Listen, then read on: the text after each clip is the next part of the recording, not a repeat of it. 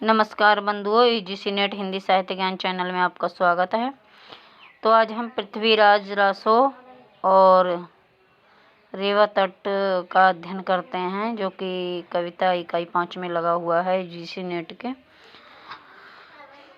तो यहाँ पृथ्वीराज रासो की कथा, जो सामान्य जीवन के वैभव एवं विलास की कथा है, और इस कथा के शुरुआत में दिखाया गया कि अलग अलग राजपूत और सामंत में किस प्रकार की शत्रुता और मतभेद हैं। पृथ्वीराज सोमेश्वर के पुत्र थे। यहाँ से क्वेश्चन पूछे जाने की संभावना है कि किसके पुत्र थे पृथ्वीराज, तो सोमेश्वर के। उनकी माता राजा अनंगपाल की बेटी थी। किसकी बेटी थी? तो अनंगपाल की। अनंगपाल की दूसरी बेटी का विवाह कन्नौज के विजयपाल से हुआ था, और जयचंद इन्हीं के पुत्र थे। तो जयचंद किन के पुत्र हैं? वही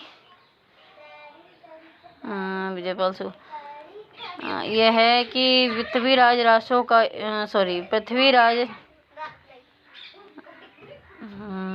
पृथ्वीराज जो सोमेश्वर के पुत्र थे, और उनकी माँ तोमर राजा अनंगपाल की बेटी थी। अनंगपाल की दूसरी बेटी का विवाह कन्नौज के राजा से हुआ, और जयचंद इन्हीं के पुत्र थे, विजयपाल के। और पृथ्वीराज रासो का योग्य मंत्री कैमाश का दासी पर अनुरक्त था। यानी कि जब ये अनुरक्त होते हैं तो पृथ्वीराज रासो बहुत दुखी हुए, और इस घटना से दुखी होकर तो उन्होंने कैमाश की रात में हत्या कर दी। और इस बात को लेकर चंद्रवरदाई ने पृथ्वीराज रासो को डांटा, और फिर पृथ्वीराज रासो संयोगिता से विवाह करते हैं, और मोहम्मद गौरी इन पर हमला कर देता है, और बाद में वह लगातार हारता है, फिर दोबारा हमला करता है, यानी मोहम्मद गौरी हार जाता है। तो हम्बीर गौरी का साथ देता है, और हम्बीर चंद्रवरदाई को बंदी बना लेता है। हम पृथ्वीराज हार जाते हैं। मोहम्मद गजनी गौरी गजनी में कैद कर लेता है। पृथ्वीराज रासो की शेष रचना चंद्रवरदाई का पुत्र जलहण करता है। यानी ये अधूरे कुछ इसके समय रह गए थे, तो उसे पूरा जलहण करता है। तो चंद्रवरदाई गौरी को सुनाता है कि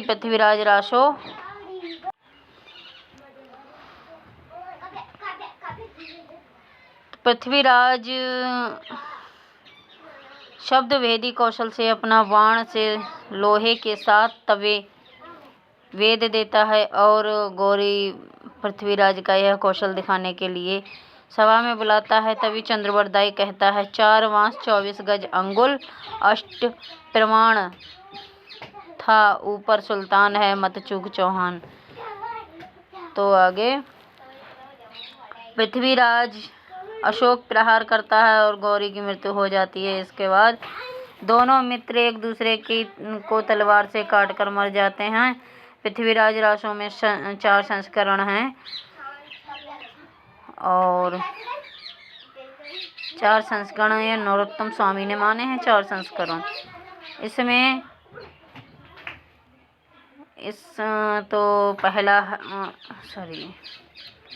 पहला नंबर है। इसमें 69 सर्ग हैं। तो सेकंड पॉइंट ये भी पूछे जाने वाला पॉइंट है कि चंद्रवरदाई का मूल नाम बलिद्य है, और अन्य नाम पृथ्वीभट्ट है। पृथ्वीराज रासो प्रसिद्ध वीर रस की रचना है, और इसमें 68 शब्दों का प्रयोग हुआ है। चंद्रवरदाई को छप्पय का राजा कहा जाता है। छप्पय कवित्त के लिए छप्पय कहते हैं, क्योंकि पृथ्वीराज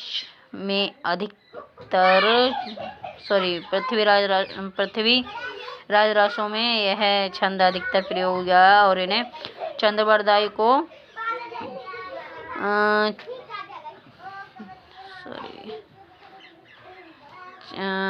इनका प्रिय छंद भी छप्पय है। चंद्रवरदाई का प्रिय छंद छप्पय है, ऐसा भी कहा जाता है। छप्पय छंद का प्रयोग हुआ है इसमें।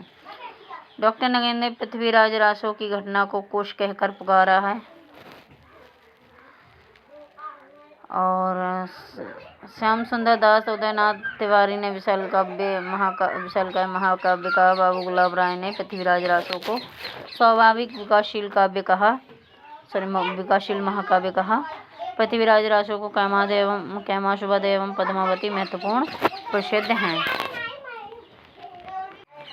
पृथ्वीराज रासो को प्रामाणिक मानने वाले विद्वान जेम्स टॉड, मिश्रबंधु, मोतीलाल मनेरिया, श्याम सुंदर दास, मोहनलाल पांडे, विष्णुलाल पांडे। तो यहाँ आगे हैं पृथ्वीराज रासो को अप्रामाणिक मानने वाले विद्वान हैं डॉक्टर बुलार, आचार्य रामचंद्र शुक्ल, रामकुमार वर्मा, श्यामलाल दास, गौरीशंकर,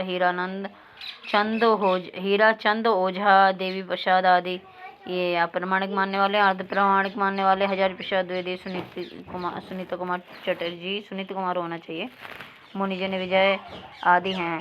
नरोत्तम स्वामी ने इसे मुक्त काव्य कहा कहने वाले इकलौते कवि हैं। बंगाल को रॉयल सोसाइटी ने इसका मुद्रण करवाया। तो ये क्वेश्चन पूछा जा सकता है। पृथ्वीराज रासो की भाषा कैसी है? पिंगल है। तो पिंगल का अर्थ ब्रज का वह रूप जिसमें राजस्थान की बोलियों का मिश्रित रूप हो। हीराचंद ओझा ने इसे अप्रामाणिक मानने के लिए निम्न आधार प्रस्तुत किए हैं। इस रचना में चौहानों की वंशावली 44 नाम प्रस्तुत हुए हैं, जिनमें 7 प्रामाणिक हैं। तो यहाँ से भी पूछा जा सकता है। पृथ्वीराज की माता का नाम इस ग्रंथ में कमला देवी है, जबकि साक्ष्यों में कपूरी देवी प्राप्त होता है। पृथ्वीराज रासो में पृथ्वीराज के 13 विवाह हैं, और 14 विवाह ये असत्य कथन है, लेकिन 13 विवाह हैं।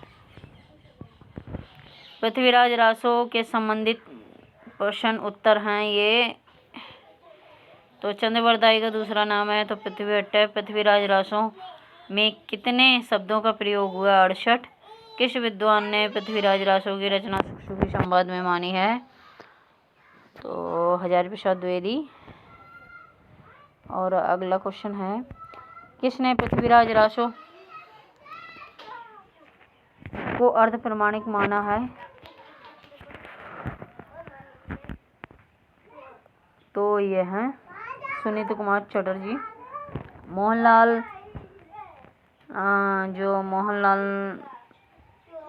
नाम दिया है, मिश्रबंधु नाम दिया है, इन्होंने प्रमाणिक माना है। आचार्य रामचंद्र शुक्ल ने अप्रामाणिक माना है। निम्न में से किस विद्वान ने पृथ्वीराज रासो को प्रमाणिक माना है? तो मिश्रबंधु, मोतीलाल मेनारिया और श्याम सुंदर दास, मोहनलाल, विष्णुलाल पांडे, मिश्रबंधु इन्होंने प्रमाणिक माना है। पुस्तक जलहण हथ दे चली गज निरपकाज, यह पंक्ति किस ग्रंथ से है? पुस्तक जलहण हथ दे चली गज्जन निरपकाज, तो यह पंक्ति है पृथ्वीराज रासो की। पृथ्वीराज रासो की माता का नाम क्या है? तो कर्पूरी देवी। निम्न में से कौन है जिसने पृथ्वीराज रासो मुक्त? तो ये हैं मुक्त काव्य का है। तो ये नरोत्तम स्वामी हैं। छप्पा का राजा किसे कहा जाता है? चंद्रवरदाई को। अपभ्रंश का वेद व्यास और अपभ्रंश का भभूति। तो वैसे ये दोनों कथन स्वयंभू के लिए कहे जाते हैं। यहाँ पे ऑप्शन जहाँ तक है सभी है, सभी। पतंजलि के लिए भी, पशुदंत के लिए भी और चंद्रवरदाई के लिए भी कहा जाएगा। तो आगे रेवाटट। पृथ्वीराज रासो में 69 सर्ग हैं, रेवाटट में 27 सर्ग हैं। अच्छा, रेवाटट में कौन सी नदी है? तो जो नर्मदा नदी है, नर्मदा नदी का नाम रेवाटट समय में नर्मदा नदी का जिक्र है। तो जो नर्मदा नदी के लिए रेवातट कहा गया है। तो यहाँ पृथ्वीराज चौहान और मोहम्मद गौरी के बीच में,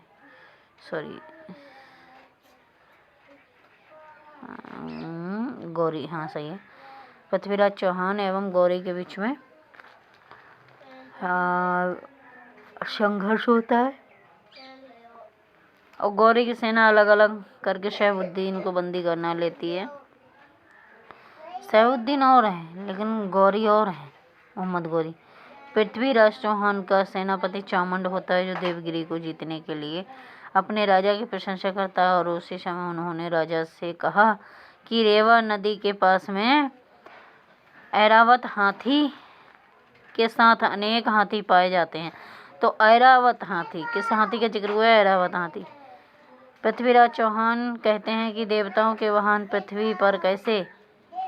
उस प्रश्न का उत्तर देते हुए चंद कहते हैं, हिमालय के पास बहुत बड़ा वट वृक्ष था। वट वृक्ष योजन तक फैला हुआ था। एक दिन हाथी इधर उधर घूम रहे थे तो उस वट वृक्ष की शाखा तोड़ डाली और ऋषि दुर्गतपा का आश्रम तहस नहस कर दिया। तो ऋषि का भी नाम याद रखें यहाँ पे। इस कारण हाथी अपनी गति को कम हो गए और तब से मनुष्य ही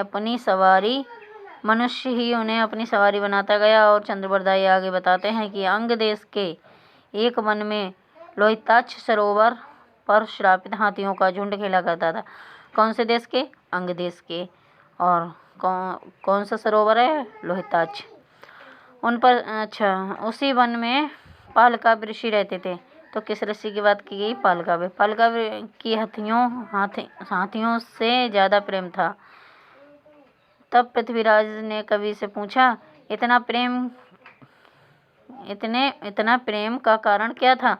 तब कभी नहीं बताया कि एक बार के ब्रह्मर्षि घोर तपस्या कर रहे थे।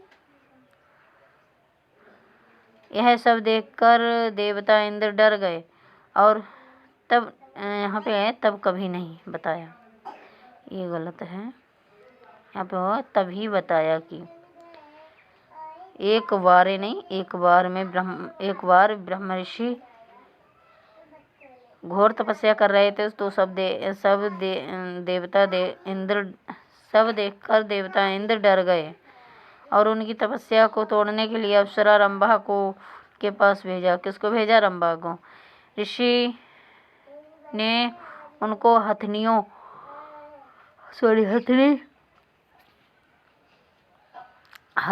होने का श्राप दे दिया और उस हथनी से पालकाव्य मुनि का जन्म हुआ। इस युद्ध में गौरी की पराजय हुई। गौरी को बंदी बना लिया गया और दिल्ली ले आते हैं और उन दोनों के बीच संधि हो जाती है। उसी संधि के साथ रेवा तट सर्ग समाप्त हो जाता है। तो रेवा तट से संबंधित कुछ प्रश्न है। हथनी से किस मुनि का जन्म हुआ? तो पालकाव्य ऋषि का। ब्रह्मर्षि जो अप्सरा हथनी बन गई थी उसका नाम क्या था? ब्रह्मर्षि के श्राप से जो अप्सरा हथनी बन गई थी उसका नाम क्या था? रंभा। श्रापित हाथियों का झुंड किस सरोवर के निकट कीड़ा करता था? तो लोहिताक्ष। पृथ्वीराज चौहान का सेनापति कौन था? तो चामुंड। पृथ्वीराज रासों में रेवा तट कौन सा समय है? तो 27वां। पृथ्वीराज रासों को घटनाग्रस्त किसने कहा है? डॉक्टर नगेंद्र ने। तो ये कुछ महत्वपूर्ण क्वेश्चन थे। ऐसे ही डीप क्वेश्चन परीक्षा में पूछे जाते हैं। तो यह वीडियो देखने के लिए आपने जो समय दिया धन्यवाद। वीडियो पर लाइक, कमेंट, सब्सक्राइब करें। नमस्कार।